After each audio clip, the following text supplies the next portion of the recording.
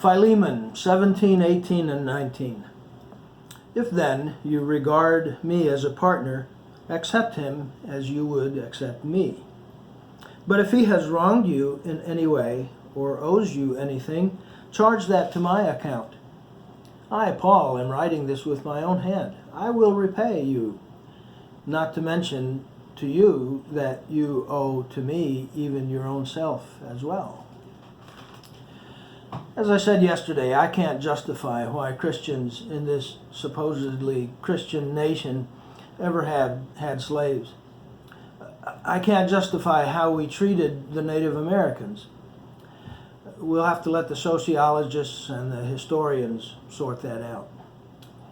But let's not miss the bigger picture in this book.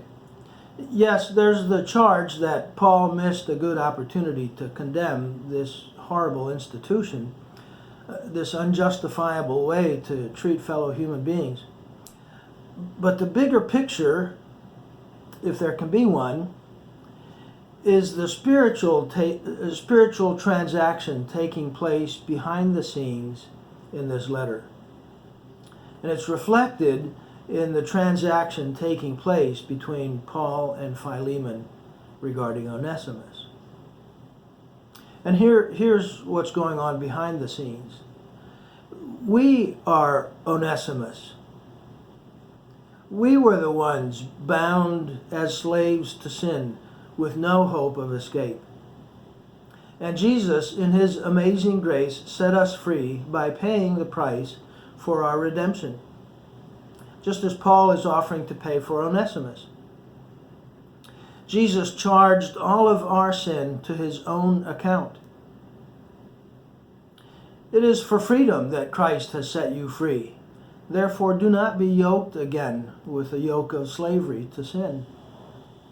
He bought us with his own blood. So now we owe him our own selves as well, just as Paul hints to Philemon in verse 19. Not to mention that you owe to me even your own self as well. We belong to him. That's first.